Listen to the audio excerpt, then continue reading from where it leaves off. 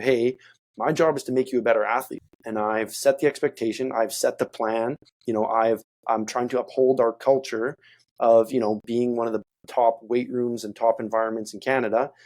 And I need to make sure that you're holding up your end of the deal. You're not a Spartan athlete for 8 months and then you get 4 months off.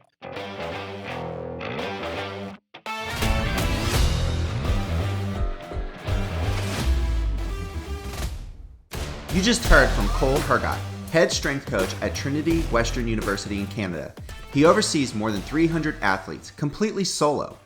Before we dive in today, if you've been enjoying the show, do me a solid. Rate and review the podcast 5 stars on whatever platform you're listening on. It's a small thing that helps more coaches, athletes, and parents find these conversations and lets us keep bringing on top-tier guests like Cole. All right, now, this episode isn't just about managing volume. It's about being thrown into the fire.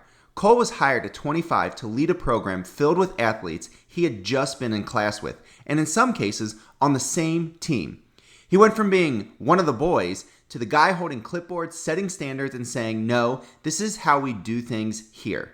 The transition, definitely not easy for him, but it forged a leadership style grounded in humility, consistency, and relationship-first coaching. In this episode, Cole and I talk about how he established authority as a young coach leading older athletes, the hard lessons from trying to overprogram and overplease in year one.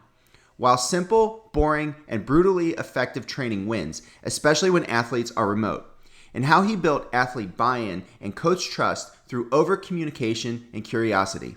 If you're coaching athletes, leading a team, or trying to find a voice early in your career, Cole lays out a roadmap for earning respect, not demanding it. Let's dive in.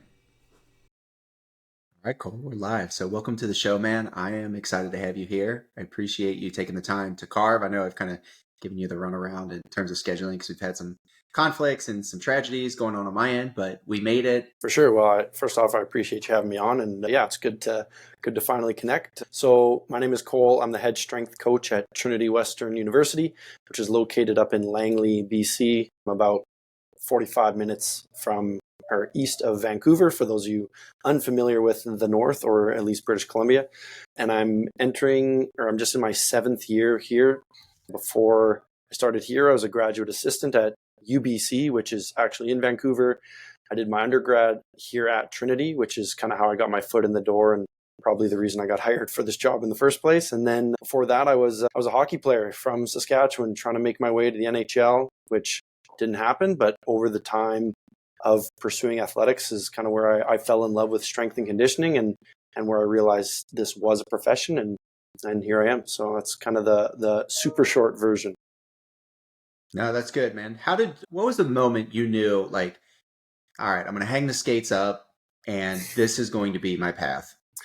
It was kind of dictated for me. So I played for the men's hockey team here at Trinity in my first year, where I was pursuing my kinesiology degree. But I wasn't the most talented kid. I worked hard, loved the weight room, and like looking at it from the outside, you'd go, oh, this kid's probably going to end up in a profession here. But I was still in no, I'm going to make it as a pro hockey player. And then at the end of that year, our coach in our exit meeting basically told me that we're probably not going to have a spot for me on the team. And, but if I wanted to keep being involved, and obviously he noticed that I took fitness and nutrition stuff pretty seriously and offered me a position as like the team, student strength coach. So I left that meeting being pretty upset, but it was one of those moments where, I truly believe that as one door closed, the other one opened right in that same meeting, and kind of God blessed me with that opportunity. And I walked into it and kind of never looked back. So it wasn't a moment of me deciding not to play hockey. It was, again, kind of dictated towards me. But as soon as I stepped through that door, like life just opened up. And the way my mom always described it was, me and hockey was like a bad relationship. It's like I loved hockey so much, it just didn't love me back. And then suddenly, I get this opportunity with strength and conditioning, and it was just like boom, boom, boom, boom, boom, just climbed the ladder so quickly, which I'm assuming we'll talk about even more. But it was like, wow, this is what a good relationship would be like, where it loves me back. And so that was kind of something where I haven't, like, ever since I've hung up the skates, or however many years ago, I've maybe skated once a year, I never started playing like beer league hockey or kind of pursued it that way because the love for the game just completely crashed down to the point where obviously like the NHL playoffs are going on and I'll watch it and I like that stuff, but I have no desire to play and I'm just kind of full board in this strength and conditioning thing. It's always the bad ones you can't get enough of, right? Yeah. Was there any potential inside of that where you almost took like a fork in the road and went a different direction, or were you just, was it just that quick? You just kind of snapped your fingers and locked into this new path? It really was like a snap of the fingers. So when I started at Trinity as a student and as a hockey player, I met my first strength coach, who was Andrew Hemming at the time. And that was where I kind of realized that this could be a profession. Before that, I loved fitness, I loved training, but I didn't really know what to do with it. So I came to Trinity to study it. And then when I met my first strength coach, that's kind of where I opened my eyes and realized, wow, okay, this is something that intrigues me and I think would be a really cool thing to pursue, whether at, the university or, be a strength coach in the NHL or whatever it might be. And then, so I already was leaning towards that whenever my hockey career ended, which again, I was hoping was, many years later. But when it kind of got cut short, it was one of those, okay, well, I guess I'll just do this now. I never really had, any other deals that I wanted to jump on or any other options. It was, okay, I'm going to follow this and see what happens. And yeah, pretty thankful that I did. Yeah. Now I came up in the game a little bit before you, but I still remember I was probably a junior in college, so maybe a little bit older when you kind of had this life-changing trajectory. And the conversation was so funny because at the time, running a gym was kind of in the early 2000s. That was like the thing to do, right? Eric Cressy had his gym. Mike Robertson, they had iFest. I was like, I need to own a gym. But it kind of amounted to me calling my mom being like, yeah, so college is great, but I'm going to be basically like a personal trainer. I'm like, but it's not really I'm trying to like play it up. It's not a personal trainer, but that's the only thing we really had to compare it to. So I remember her being like, I could just hear like almost the disappointment in her voice at the time. Oh, Jesus. Like I said, into college, for a doctor or a lawyer, anything, but like a personal trainer, you can do that in a weekend. So that's pretty funny. But for you, man, like you made this shift and you are one of the youngest head strength and conditioning coaches in the game. I think you told me you started when you were 25. So what I'm curious about is with such a small age gap starting out, how are you able to establish authority and credibility among these athletes and really develop a culture of success? Yeah, so when I started, when I was 25, I think I was the youngest head strength coach in Canadian universities at the time, which is a little bit of a flex, I guess, but also came with its challenges because number one, I think we had a good handful of athletes that were older than I was. So that made it challenging from hey, I'm now the authority and you need to listen to me. But the other thing that was kind of a two-sided coin was I had done my undergrad here at Trinity.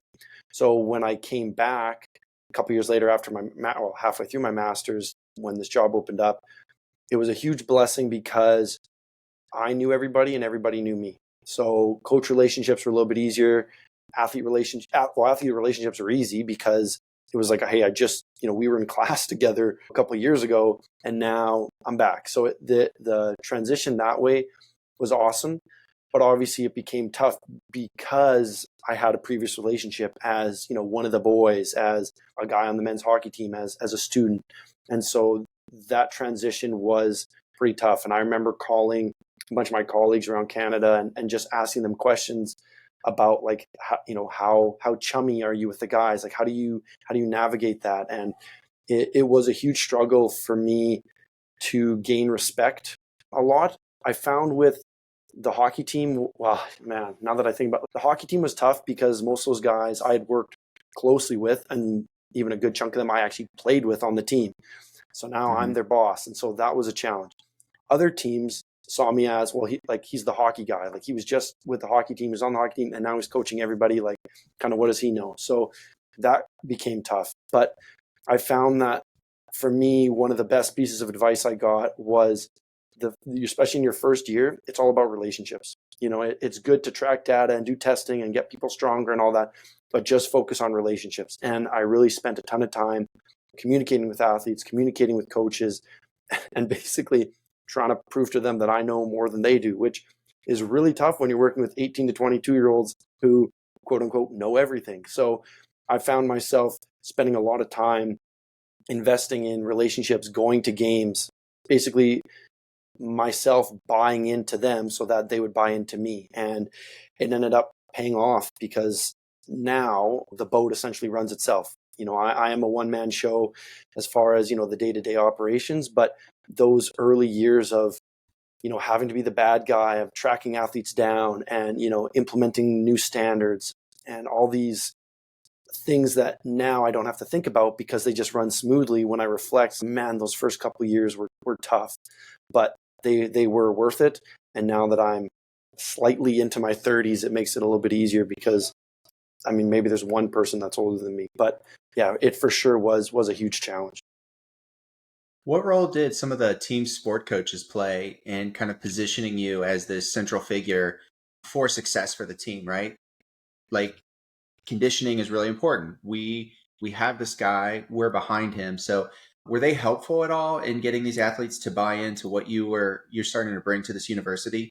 So a larger majority of the coaches were super supportive. I had worked with, when I was an intern here, I was heavily involved. And so when I came back, I knew a lot of the coaches, especially our soccer coaches, I knew quite well. I had worked closely with them. And so they were 100% on board with what I was doing and what I was proposing to do with the teams.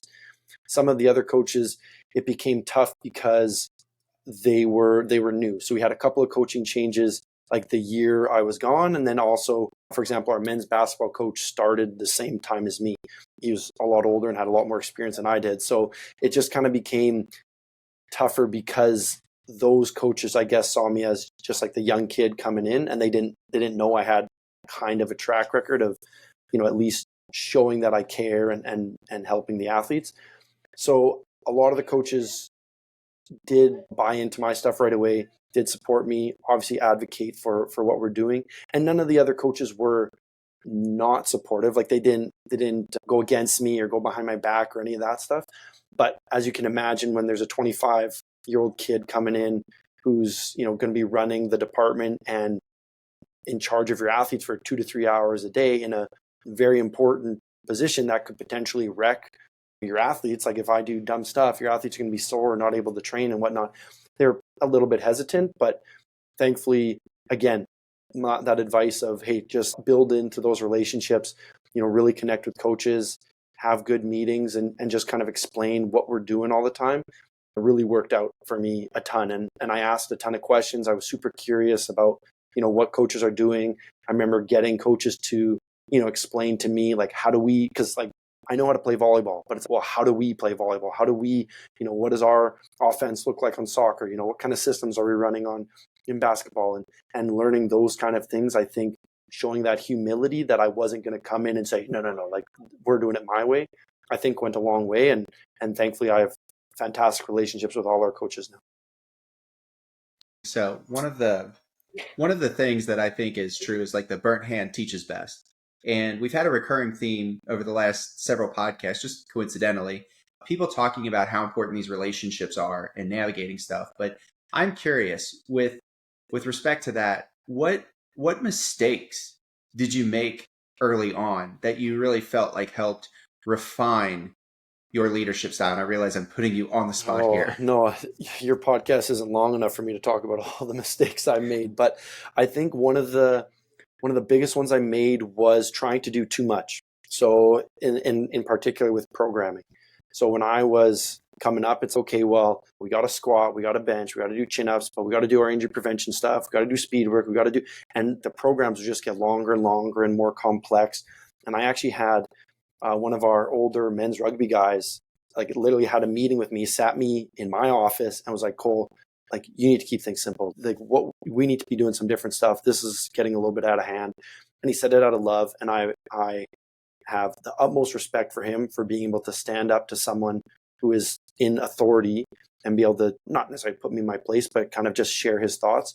And ever since that meeting, that was for my second year, that's just changed the trajectory of the way I program, the way I coach, and just realizing that if I am going to be a one-man show doing all this stuff. I need to make sure I'm keeping things simple and not overcomplicating it, and just trying to find the big bang for your buck exercises, the big bang for your buck, tests, like everything that we can get the most out of the least.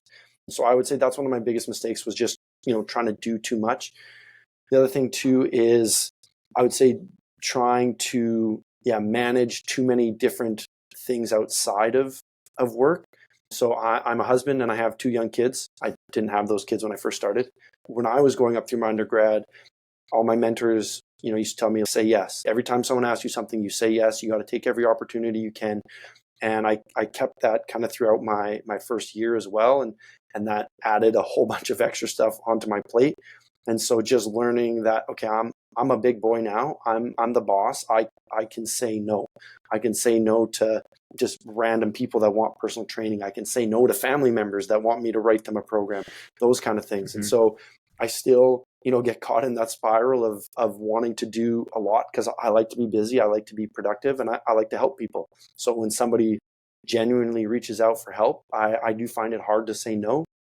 But I've realized now, or I'm still trying to realize now, that whenever you say yes to something, you're saying no to somebody else. And so if I say yes, to you, Ryan, coming to me, well, now I'm maybe giving up time to, a Spartan athlete that needs my help. So I try to keep my schedule, more open. Obviously, it's not very open until the summertime now, but that would be another mistake, is just trying to take on too much and just trying to be Superman to everybody. I want to be Superman, but I need to be the Superman to the Spartans. I don't need to be Superman to everybody walking around on the street. When I see somebody post something on Instagram that I don't like, I don't need to go in there and berate them and, reach out to that client and be like, hey, I can help you. It's okay to just let things be and just worry about my own challenges, and because there's plenty enough there for me to worry about, that I don't need to take on more. Yeah, setting boundaries, I think, just from the schedule standpoint, like you alluded to, and then even with, we can kind of look at the programming from the same perspective, right? Of just having boundaries of what's reasonable to actually accomplish with the time that I have for these athletes. Because I see, and I even fall victim to this myself, of just program creep, right? Oh, I read David Gray's newest course, and all of a sudden there's 10 minutes of foot stuff at the end. And that's no shade at David. It's just my squirrel brain is like trying to cram all this stuff in. I'm like, it really doesn't take that long. And the next thing you know, it's like there's 8 new exercises. No one knows what they're doing. It's complex. So I've always had this process of trying to just step back and re-simplify. What can I cut away from this and make it better? So I appreciate that process. But kind of shifting gears, we talked a little bit before we started recording about, this off-season time. College kids, some of them go home, and some of them are still maybe around training if they live in the area, or they have access to the resources, the rehabbing. You've obviously got fall sports that'll probably be meeting in the middle of the summer. So how do you continue to maintain the momentum on the culture for your athletes once they're out of season, and the normal structure of what their week looks like as a student athlete just disappears? Yeah, it's very different, but I try to keep it the same as much as possible, because if we're going to spend 8 months developing athletes and working on the culture and all this stuff, and then over the summertime just saying, okay, see you in 4 months, that's we're going to have to start all over again. So thankfully, up here in Canada with U Sports, which is our athletic governing body, I'm allowed to work with our athletes like 24/7, 365 if I wanted to. There's no dead period or anything like NCAA. So that is a huge benefit for us. The way I do that is I set expectations and I communicate more than I probably should. So for each of our teams, we have Train Heroics, which is an online training platform, and that's how we send out all our programs. So whether they're training here with me or they're training out east, or like we got athletes from all over the world and they all have access to that program, I can also see who's done what, how much they've done, as long as they log it. And I set expectations for every team before the summer starts. So I tell women's basketball, hey, you need to complete 3 lifts a week plus an extra conditioning session, or whatever, depending on the team. Obviously, the expectation is a little bit different. And then at the end of every month, I send out their Train Heroic report. So I literally just take a screenshot from the dashboard on my end to say how many athletes have completed, or which athletes have completed how many sessions. And then I'll call athletes out. If you need to get 3 sessions done a week and I send it out at the end of the month, that's 12 sessions. If you have 10 sessions done, you're going to hear from me. It's not me being a dick. I'm not trying to, belittle you as a human being. I'm just telling you, hey, my job is to make you a better athlete. And I've set the expectation. I've set the plan. I'm trying to uphold our culture of, being one of the top weight rooms and top environments in Canada. And I need to make sure that you're holding up your end of the deal. You're not a Spartan athlete for 8 months and then you get 4 months off. You signed on the dotted line, and that means, quote unquote, I was athletes, I own you for the next 4 years. So we need to make sure that you're doing your stuff. And so again, every month I check in. I'm constantly communicating through what we have. Each team has what's called Sparta captain. So just a team leader that I send them messages to put in their group chat, because of course nobody reads their emails anymore. And I just try to make sure that I'm always letting athletes know, that I'm here, that I'm available to help, that I want to help them, but also that I'm going to hold you to it because I want to win. I want to be the best, and I know they want the same. And so unfortunately, being the best requires me to be on you a little bit, and requires you to make some sacrifices in the summertime. And that, for some athletes, they love it. They love the grind. They love the off season, and some athletes don't. They love the break part of it. So working with different personalities is definitely a challenge, but it's something where over my time, over the last 6 years, I've seen that the summertime, like those Train Heroic reports, have gotten better and better until, for example, we just did our report for May last week, and our May report was for sure the best one I've ever had. It wasn't perfect. There were still, a good group of athletes that I had to be the bad cop and say, hey, like, you didn't do your stuff. But it for sure is getting better. Kids that used to log maybe 0 or 1 session in a month are now doing 4 or 5. Kids that, were maybe doing 4 or 5 are now doing 7 or 8. So even though they're still, quote unquote, failing the expectations I set out for them, they're getting better. And that slow progress makes me extremely happy. It makes me extremely proud that they're starting to buy into it, that teammates are holding each other accountable. And again, it while it's a lot for me to manage 300 kids, it becomes significantly less when peer leadership is as strong as we have and everybody's holding each other accountable because they want to win. And they're starting to realize that if I want to win, you need to be better so that we can win, because it's a team sport for most of our sports. So that's been a huge feather kind of in my cap over the last number of years of, hey, I've been able to show that attendance has gotten better, our summer compliance is getting better. Hopefully it ends with more national championships this year. Yeah, you approach that with much more grace than I would, because we had a girls basketball team in high school working with us, and there were a few girls who were not holding up their end of the deal. And I just remember one day, I'm like, you know why Kobe Bryant didn't pass the ball? Because he saw how his teammates worked and they had your work ethic. So if I'm one of these other girls and I'm putting in all this time and trying to get better, you better be prepared for me not to give you the rock when it comes time to shoot the shot, because I'm going to be taking it. Yeah. And that's the thing. Like, I want to be tough on kids, but at the end of the day, like, they're 18 to 22. They got to work in the summer. They got relationships. They got all this stuff. So I've found that in my first couple of years, and this, I guess, is also touching on one of the mistakes I made. My first couple of years, I kind of came down harder and was more of a dick to them. And over the last couple of years, I've still held the expectations. I've still held the standard, but I've come at it as more of a compassionate route, because I've realized that, like, these kids they don't deliberately want to get worse. They're not working out because they're like, oh, I can't wait to be slower and I want to be less fit and I want to not play. They just don't understand. They just don't get it. And so again, that's where I will over communicate, because I'd rather have someone go, okay, yeah, we know we need to do this, than, oh, wow, I didn't know that I was supposed to work out in the summer. But yeah, I hear you. It's tough. Like, especially on the day where I do the check-in, like, I have to kind of take a second before I send that, that email of, hey, you didn't do your stuff, because it does make me mad. That gut reaction is, oh, they're not doing their stuff. But I have to, again, take a step back and realize that life gets in the way, things happen, people get sick. Like it's okay. If they miss one workout, they're not going to die. They're not going to lose the national championship because they missed one workout in May. But again, seeing the progress makes me happy overall, and that's just something we got to keep striving for. Yeah.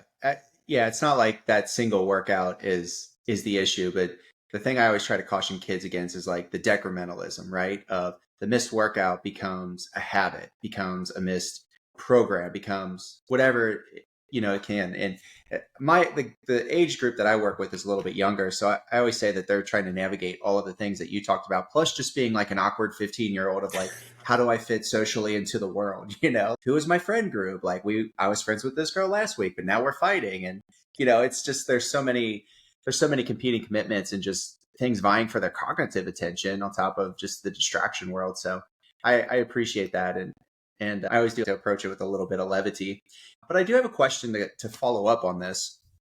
So how do you balance these non-negotiables with getting the athletes to hold each other accountable and avoiding burnout? Oh, that is a great question. For me, it comes down to setting clear expectations and allowing wiggle room within that, as well as being a resource for them. So what I used to do is tell athletes, so this was, my first few years, I would tell athletes, hey, make sure you work out over the summertime, and I would still communicate a bunch and I would still send the reports, but athletes wouldn't be doing their stuff. And that used to frustrate me. And now what I've done, again, over the last couple of years is set clear expectations of, hey, I need you to work out 3 times a week. And that's it. And then now you know exactly how many sessions you need to complete. And I find that, number one, it makes it a little bit easier for them to, number one, know what they need to do, but it gives them more freedom that way. Because if I tell them, exactly what I need them to do, they have wiggle room. Like I'm asking them for 3 hours out of the week. You can do whatever you want, technically, for the rest of your week, but I need those 3 hours. And so those clear expectations kind of give them almost like guardrails, when you're bowling, that they can bounce around as much as they want, but as long as you stay within those guardrails, you're going to be fine.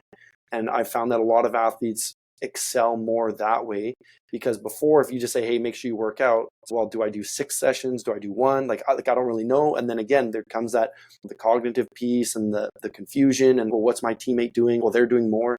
So now for me, it's okay, Ryan, that's awesome that you did 97 sessions this month. I only needed 12. So if your teammate does 12, you don't need to get on them. Like you guys are kind of in the same boat. If you want to do the extra stuff, because there are extra sessions for athletes that, want to do more, then that's awesome. But I would say having set expectations, that seems counterintuitive, that you're like, yeah, but that's going to be more restricting.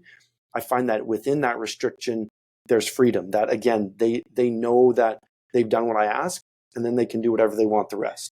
Now, a big piece as well. Okay.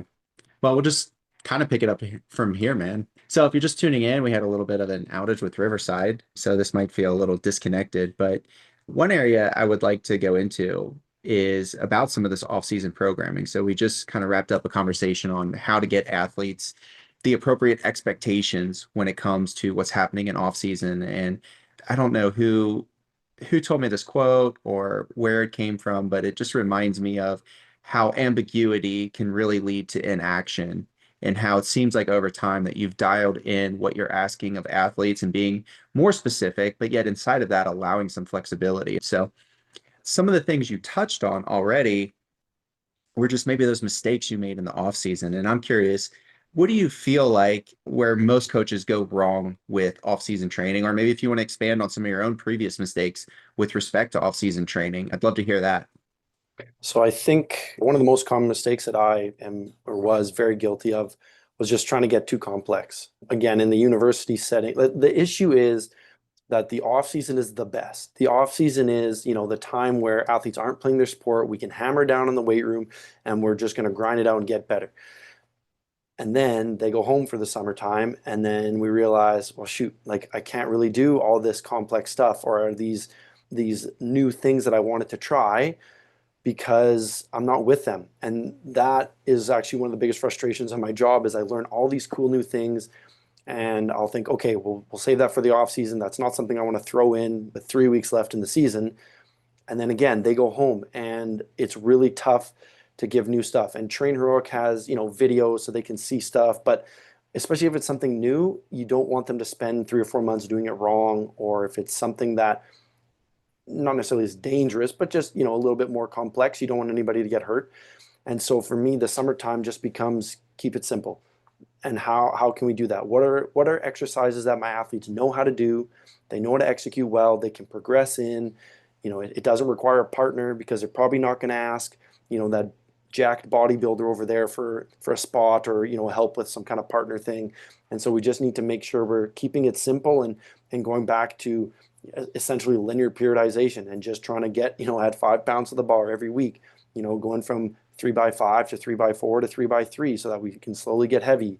Those kind of things are kind of have been my bread and butter, because again, when I started out, there are all these things that I wanted to do and throw in the off season, and a lot of get a lot of messages from athletes like, oh, how do you do this? I couldn't do that. And again, as you just said, like ambiguity leads to inaction. For me, it's if athletes have an excuse, they're going to skip it. If they don't know what the exercise is, they're not going to come up with something. They're not going to think of an alternative because they don't have the sports science knowledge or the exercise database in our heads that we do. They're just going to go, okay, I don't know what that is, so I'm just going to leave it. So I found that we just go back to the basics over the summer and we just hammer those home. And absolutely, some athletes get sick of it, and absolutely, some athletes complain and they want to do the complex stuff. And I'm like, we can't. If you're working here with me over the summertime, then we might get a little bit more complex. But for me, like even our speed work, like I think of all the cool speed exercises that can help prep us for training and be more sports specific. And again, then you realize, well, kids are by themselves at a soccer field, or they're in a rec gym. Are they really going to do this cut exercise into a jump and whatever? No. Just get them to sprint, get the stimulus that they need, and then when they come, in the preseason or later in the season, we can maybe start to microdose some of those new things in. But it's tough, and especially now with social media, because if I go on social media and I see what all these private facilities are doing for the off season, it's awesome and it's really fun and it's cool and it's more sports specific, and yes, some of it's a little bit gimmicky. But the mistake that again I used to make and that some coaches do is it's okay, copy paste to my athletes program, when it's like, again, you're not seeing your kids. You can't just tell them to do something that they've never done before and expect it to be done well. So I think what will set our off season up is our in season. If I want our kids to do back squats in the summertime, I need to do back squats with them in season. If I want our kids to do, again, some highly technical speed drill, I need to at least have exposed it to them when I'm with them so I can coach it, give them some points, and then over the summertime, then they can go on their own. But a lot of coaches, again, huge mistake I made early on was, oh, this is a cool new exercise. Let's throw it in the program because it's going to work. And you betcha that exercise probably does work, but wrong time, wrong place, wrong kids. And that's probably one of the biggest downfalls, I think. And it's I'd so love to hear how, frustrating, like I said, because the off season is like, that's the best. That's the time you're yeah, supposed to do that stuff. That's when it's the best. But it's, especially in the university setting, like in the academic setting, it's just not, and it's tough. yeah. Speaking from the other side of the coin, where a lot of my college athletes are coming home and they have a responsibility to do team workouts, yet they also want something that is more individual to them. I've seen a improvement over the years where athletes would come home with these packets or, now Train Heroic programs, and there would be complex lifts on there, stuff they didn't even do in season. They're like, I need to hang clean. I'm like, well, okay, what weights were you using? And they're like, well, we never hang clean. I'm like, they want you to learn this in the off season. And this year, it was so rewarding to see that a lot of the programs that my athletes brought home were very simple. They were goblet squatting. I mean, these are, high level D2, D1 athletes in NCAA who have a great training base and are doing very basic things, but at a high level. So very, much higher level than some of my high school kids. But I'm curious, how do you balance giving these athletes autonomy, to work with people in the private sector, but also still recognizing their responsibility to the team and to checking the box with respect to what you guys have set out? Yeah, so I'll cover that a couple of different ways. What I'll have on Train Heroic, for example, even just the individual autonomy, is I'll try to program exercises of choice. For example, we'll do squat of choice or we'll do horizontal push of choice. So instead of, hey, everybody's goblet squatting or everybody's back squatting, it's you get to pick. You got to do a 3x5, but everybody gets to pick, what squat variation they want. So if they're working with me, I can help work with them on that. If they're working by themselves at a gym, they get to pick. If they're working with a trainer, like yourself, then obviously you can kind of coach them through that. And so that's one of the main ways. The other thing is for specifically our hockey teams, a lot of them, 90% of them have come in to see me having worked with a coach or trainer beforehand, trying to pursue the NHL from the age of, 12 to 14. You're probably going to start working with a trainer, which is awesome. So when they come and see me, they've been working with you for 6 years, and now, they see me as just the other guy when now technically I'm supposed to be the guy. So what that leads me to do is over the summertime or in the spring, I guess, is I'll communicate with all of our hockey athletes specifically and get them to tell me like, who are you training with over the summertime? If you're training with me, amazing. If you're doing Train Heroic but on your own, amazing. But if you're working, with Ryan, let me know so that I can reach out to Ryan and say, hey, just checking in with Bill's progress. Here are some of the things we notice in season that we'd like him to do. He was a little bit slow, his fitness or, whatever the coach tells me that they want the athlete to work on. And then I'll communicate with their coach or their trainer. So that number one, it shows that I care, that I'm trying to build those relationships, but that I'm also still going to hold you accountable. Just because you say you're working with Ryan, it's no offense. I don't know Ryan, so I'm not going to trust that he's going to give you the good stuff. So I will reach out to their trainers to make sure that they're doing good stuff and they're actually showing up. You can't just say, hey, I'm working with Ryan, and then you never show up and work with them. So that's kind of what I've done over the last couple of years as well. Is while I've set these expectations, obviously I have the pushback of, well, I'm working with so and so. Okay, that's fine. I'm going to let you know what my expectations are. So hopefully, when you're working with somebody else, that they're at least at that line.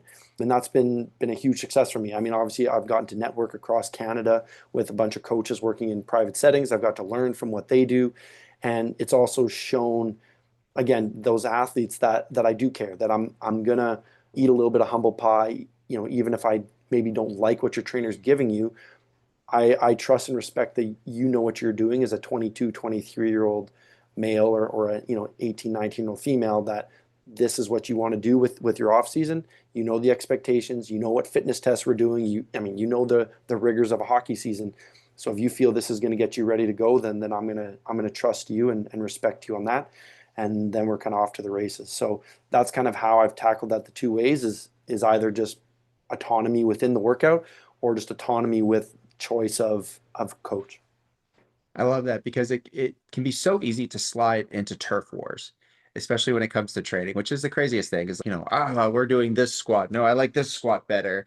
And, we're splitting hairs. And I think people on the outside are looking at, man, these trainer guys are really strange. So I appreciate that. And in fact, I wish I could access more of the coaches that my athletes have, but I know that they're overwhelmed, maybe not overwhelmed, but there's a lot of demands. They're working with a lot of teams, a lot of student athletes. So just I'm curious for my own, how many student athletes roughly are you in charge of? I'm in charge of about 300 or just a little over 300 student athletes, Yeah, the which fact that is you're able to reach out to people on an individual level like that just says a lot about your commitment to making sure these athletes are successful regardless of what they're doing. So mad respect to you for that, man. oh, thank you. It's yeah, I mean it's not easy, but to me it's worthwhile, and it makes, like for example, they're gone for those 4 months. And so if I can reach out a few times, have a couple phone calls, a couple texts back and forth over those 4 months, that's going to make the 8 months that I'm with them a lot easier. And I'm all about trying to make my job more efficient and more effective. And so if again I can take, an afternoon of my summer to, spend an hour talking with a few coaches, if that's going to make 8 months of work that much easier, then I'm all for that. Yeah. So if a coach is struggling with one of their athletes to just come up with an off-season plan that sticks, what would be the first thing you would request or suggest they do differently? I would say if someone's working with an athlete and it's having a hard time, is make sure you're on the same page with that athlete or that coach or kind of whoever you're working with as far as expectations and goals. I think a lot of, and again, this is the mistake. I mean, the mistake I intentionally make, I should say, is because I'm working with 300 athletes, I program for a team. So the men's soccer team gets a program, the women's basketball team gets a program. Within that, again, we try to have some exercise of choice, we try to have some variation, but when you're working with, let's say a soccer team of 30 different individuals, some of them need to get faster, some of them need to get, more explosive, some of them need more mobility. Like there's a whole bunch of different stuff. And so I try to program for the masses. I will have like a fairly general program. So we will have speed work, we will have strength work, we will have mobility work, we will have all of that, but it might not be enough for like Ryan, you might be really, really slow. And so you might actually need more speed work. And so I always leave it up to the athletes to communicate with me if they need modifications. But if you're working with somebody for the first time or you're having a hard time getting an athlete to kind of work with a program, having clear expectations of, okay, like what do you want from this program? And then when you hammer down the, okay, I want to work on my speed, I want to work on, my vertical jump, my spike touch, depending on the sport you're working on, that's key so that when you program for them, again, if you're in a one-on-one scenario, you can program specifically for that. But for me, Hmm. the biggest thing is then you can communicate specifically for that. So to give you an example, with my general programs, our men's volleyball team is going to front squat. Guess what? So does our men's rugby team. When I'm communicating that to them, they obviously have that for a different purpose. Our men's rugby team, we want to hit similar positions that they would in a scrum so that, when they're tackling or they're in contact, they're strong and their torso doesn't break in half. For volleyball, we're trying to load their quads and their knees a little more directly to enhance their vertical jump. So again, it was exact same exercise, maybe even the same set and rep schemes, but the way I communicate to that to each athlete or each team is going to be different because it's going to be tailored towards their goals. And so I think a lot of coaches know their anatomy really well, and it's cool to say this is going to get your legs strong, this is for your core, but I think we fall short if that's where we stop. We need to take it a step further and this is going to enhance your vertical jump because XYZ. This is going to enhance, your slap shot in hockey or those kind of things. So knowing their goals, knowing their why, so you can marry your program to that, but also your communication is going to help them buy into that and help them see those gains even more. Because if they don't buy into your program, even if you programmed it perfectly, if they don't buy into it and don't do it to their full effect, then they're not going to get better from it. So you're better off, again, keeping it simple, as I've learned over the last few years, and just communicating the expectations well, communicating the why really well, so that they perform, again, that goblet squat better than anybody else does. And that's going to get them more results than doing, maybe a more complex or, quote unquote, sport specific variation of a squat, but they don't do it as heavy because they don't really know why they're doing it and they don't really care. Sounds like the program is really centered around the creating the big rocks. So we need to hit all of these things. These are going to be the most valuable. Everybody's going to do them to some degree. And then almost as if you have maybe this mobility like extra a la carte for some of your tighter athletes, or maybe there's some a la carte options for speed or explosiveness. Is that kind of how you're approaching it? Am I misunderstanding? Yep. So what I've done is in season, what we'll do is because I know how many times they're going to come work out. So let's say they come two, 3 times a week. I'll have, yeah, some extra, we'll bucket athletes a little bit. Hey, if you want to get faster, let's do some more speed work. If you're, like you said, if you're feeling tight, let's do some extra mobility stuff. What I'll do in the summertime so that it's a little more clear is I'll just have extra sessions. So we'll have 3 lifts a week, but there's an extra speed session on the weekend, or there's an extra mobility session that you can do. Number one, I'm trying to take into account that those athletes that do want to grind and do want to work more, instead of, okay, now I'm just going to make you lift 6 times a week and you're sore and you're not getting better. You're going to do your 3 lifts, but that extra energy and extra time you have, let's spend it on doing an extra session on the thing you want. So an extra, again, mobility or speed. And then for those athletes that are lacking in those areas, then I have a full resource for them there. It also makes it a little bit easier because even though Train Heroic and other programs like Team Builder and stuff are good at, you can tag things and select this one, you don't have to do that. Kids don't read that stuff. They just do it, or they just don't do it. And so for me, I found it's a lot easier to like just do the lifts. Everybody does the lifts. Those are going to be the same for everybody. But if you want, again, those extra things, like you said, a la carte, you can pick the speed session on the Saturday, the mobility session on the Sunday, and then you can tackle those extra things. Yeah, I like having some on-demand options. It just seems to really appeal to what kids feel like again, kind of going back to what is their goals, what's going to help them meet that, and then you kind of marry those two things together with what you have available to you. And the likelihood, I'm sure, just increases by a order of magnitude. Yeah, it's been something where in my first few years, I would get a ton of emails or a ton of messages from athletes saying, "Hey, Cole, I want to work on my speed. Can I have an extra speed stuff?" Or, I want to work on my mobility. And then I'd have to like fire that into their individual program or work on it. Whereas now I know I'm going to get those. So I just put it in to begin with and tell them, "Hey, it's there if you need it." And so far this summer, I've had no, "Hey, I want some extra whatever," because they know it's there for them. They know I've finally learned to provide it and be ready to go so that I can answer the question before they even ask it. Yeah, you've been doing this for, what, 8 years now. So you got all the FAQs ready to Yeah, go. yeah, exactly. Okay. I suspect I know the answer to this, but what's something you stopped doing in the off season that turned out to be a really great decision, but maybe initially just felt counterintuitive or even incorrect initially? Oh, that's actually a new one for me. So fitness testing. So in previous summers, I used to do fitness testing for our athletes every single month. So every month I would make them run a fitness test, whether it's a Bronco, a yo-yo, a beep test, a mile run. I would have a bunch of different options. So for me, my mindset was, if we're going to come in fit, I want you to practice the test. So the first time you run the beep test isn't at training camp, it's while you've done 3 or 4 of them throughout the summer.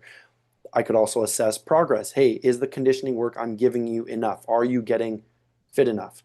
Hmm. And then what I tried in one of the first summers was actually using that data to get like their max aerobic speed so I could make their conditioning more specific. And so they would be tailored to them.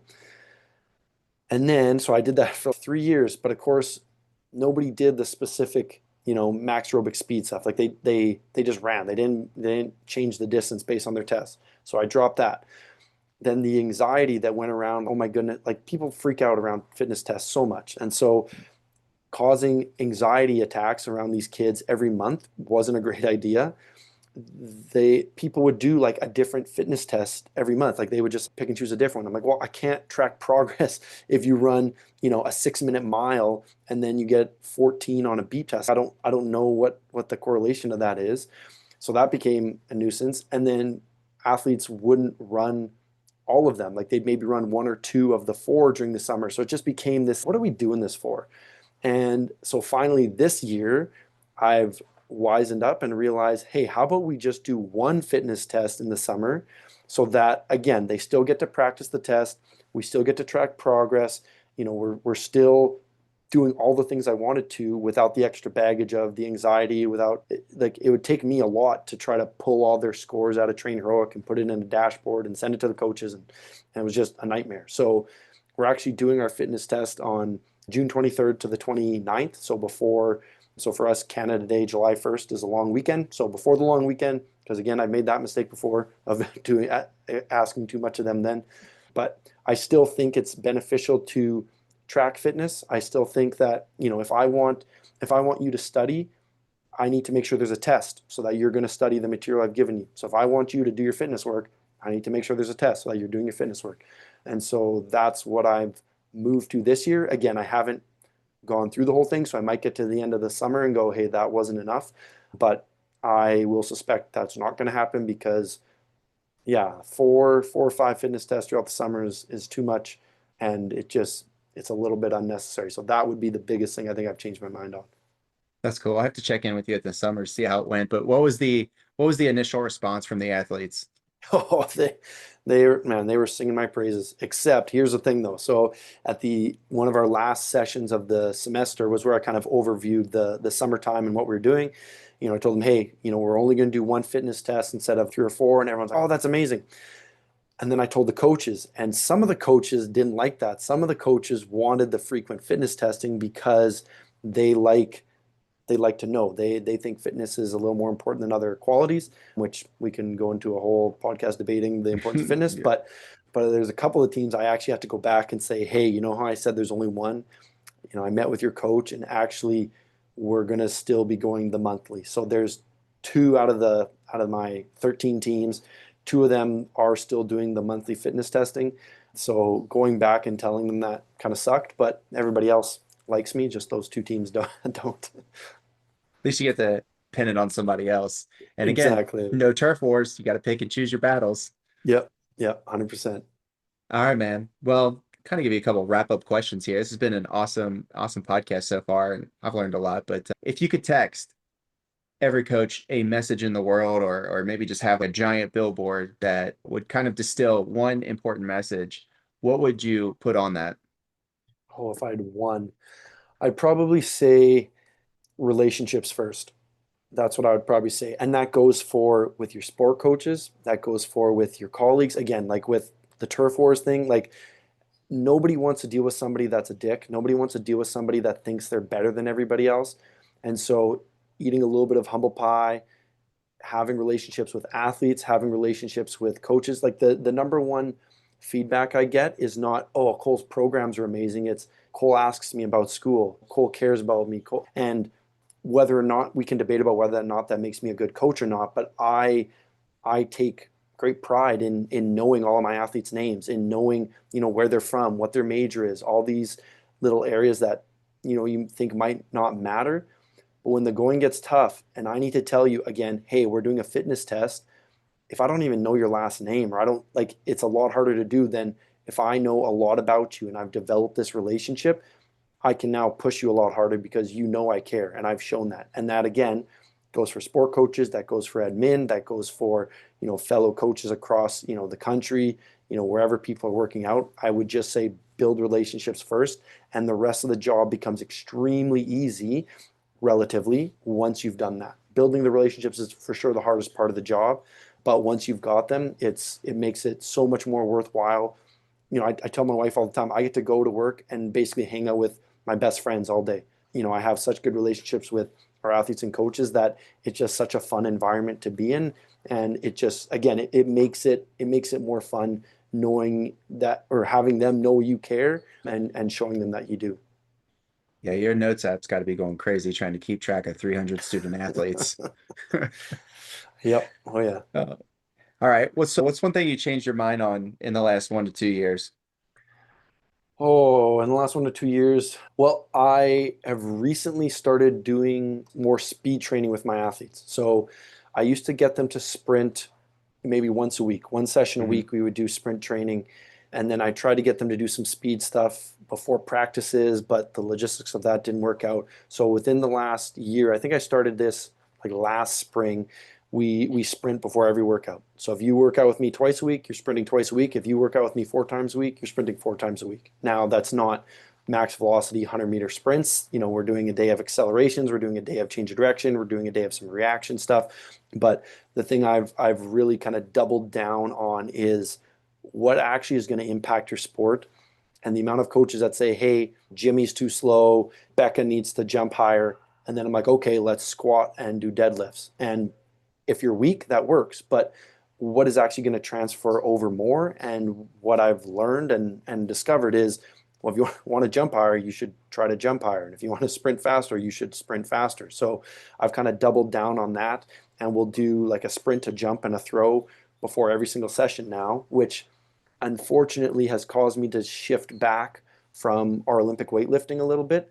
We used to do a lot more of that, and I still get some teams to do that. But for me, that was like, yeah, we're just going to do cleans because, that's going to get everything. But again, we could debate and talk about that for hours and hours. But what I found is this getting kids to sprint, getting kids to jump, getting kids to throw stuff is just going to have a bigger bang for your buck for all levels. Like whether you're working with youth kids or pro athletes, everybody can do that because that's what sports is, and that's probably what I've shifted and changed the most in my programming. If you look back programs 2 years ago to now, you'd go, whoa, there's a lot more like athletic stuff in there. I think for a lot of coaches, if you haven't been out playing a sport in a while, and many of us have not, and I'm not talking the over 30 league where you're just running, you're playing basketball, running 3 point to 3 point line. But I'm talking about really getting out and moving and doing some of these athletic actions, seeing the change of pace, the tempos, the conditioning that actually goes into this. It's so far removed from squatting a lot of weight that it's almost nonsensical. And I'm not saying that stuff's not important, but I spent an early part of my career getting kids super strong and then watching them do a hurdle jump and going, my God, who put lead in his shoes? Like this kid can't even get off the ground. So I learned that the hard way. Yeah, it's something that I'm still learning because I still love to get athletes strong. I love, to get Hmm. athletes hitting PRs and getting better. And again, there still is benefit to that, but only up to a certain extent. The issue is we don't really know what that extent is because it's going to be different for everybody. But what I found is, hey, if I can get your squat numbers up and we keep sprinting and we keep jumping, then we're hitting both. We're kind of getting both things. So I don't we still squat, so we still try to get strong, but I don't do that instead of sprinting, or I don't Yeah. get rid of sprinting and just squat. It's well, if I want you to be stronger, if I want you to be faster, let's do both things that have shown to work, and then we're gonna cover both ends. Yep. Makes a lot of sense to me. So what is an idea, tool, resource? It could be book, podcast, anything that once you really understood had a disproportionate impact on your success as a coach? I would say, well, I'd say just an understanding of velocity-based training. Now, when I first started out at Trinity, we didn't have the budget to get velocity-based training units, and so I learned a ton about them, but I didn't really use them, or we didn't have them, so I didn't use them. But then, as I learned more and more some of the benefits of them, and that's through a bunch of different podcasts, a bunch of different, online resources, I was able to purchase some units probably about 3 years ago, 3.5 years ago, and they've been a game changer for us. We do all of our weight room testing through velocity-based training units. So we track bar speed on certain lifts instead of doing one rep maxes. It's changed the intent for our programming because now instead of just saying, hey, we're just going to squat heavy, it's hey, I need you to squat at 0.5 meters per second. And then it's also helped from a peaking or a tapering standpoint. So when we're prepping for playoffs, athletes don't understand when I say, oh, just go lighter. Whereas now if I say, okay, now we're going to go up 0.6, and the next week we go up 0.7, and then we go 0.8. So as the speed gets faster, the weight goes down. And we've had a lot of success that way. Now, you don't need VBT units to be a good coach. You don't need VBT units to make your athletes better. But for me, it's something that the more I've kind of dove into it and learned different ways of using it, it's become more and more beneficial for me and for our athletes here and kind of our weight room. And so it's been for sure it's been a game changer for me in what we do. Yeah, the instant feedback in terms of what your performance is just for a competitively wired individual, it's amazing. I just don't know how to put it. They lock in immediately instead of trying to navigate this ambiguous ambiguous what is light, how light is light, because I've asked people to go light, and by the final rep of the set it looks like they're doing a max effort PR. So okay, so on testing, if you only get to do one test for your athletes, what is the one thing you are going to bother tracking? Well, the one thing we do bother tracking is their vertical jumps we have Hawk and Dynamics force plates. And so I get every athlete, or I try to get every athlete to jump every week, just as a really quick, like a measure of progress, a measure of readiness and fatigue. We got left, right asymmetries, a whole bunch of different things. If it was up to me, I would track sprints though. I would have a space where, whether it's just like a quick 5 meter or a 10 meter or just something short. And every week I would get athletes to do a couple of sprints because that's going to measure progress as well. It's going to track fatigue. If you're tired, if you're beat up from the weekend, you're not going to run very fast. And so that would be something that I would do. With our space and our logistics, we're not able to do that. But if I had to pick one thing, like speed is king, speed kills. Everybody says that. And so it's, well, why would we not track that and use that as a measure of progress? I like that. I love speed. The more I learn about it, the more I wish I had it. Yeah, same here, same here. All right, man. So for somebody looking to connect with you online or follow your work, what's the best place to find you? So you can find our Trinity Western Instagram page is at TWU Strength. And that's where I'll post like our tips of the week and nutrition info and, highlight our athletes. But me, myself, I'm on Twitter at C Hergott 94. I'm on LinkedIn, which is just my name, Cole Hergott. But for me, the best way to communicate with me if you have questions or want to reach out is just email. So my email is Cole, Cole dot Hergott, Hergott, at twu.ca. And I use email like text message. If you email me, I'll get back to you pretty quick. So I'm more than happy to chat with anybody that has questions or wants to, talk some shop for a bit, because I'm always happy to talk about S&C and athletes and all that kind of stuff. So that would be the best. Yeah, man. I'll make sure I get all those links in the show notes. And again, thank you so much for coming on. This was an awesome conversation. And I think I learned a lot just for my own good with the off season with my athletes. But man, appreciate your time. And again, sorry to give you the runaround on getting this scheduled, but glad we could lock it down. Yeah, no, I'm honored to be on. I appreciate it. And yeah, I'm glad we got to get it done. If you enjoyed this episode, please remember to rate and review us with 5 stars only, then subscribe so you can get all the latest updates.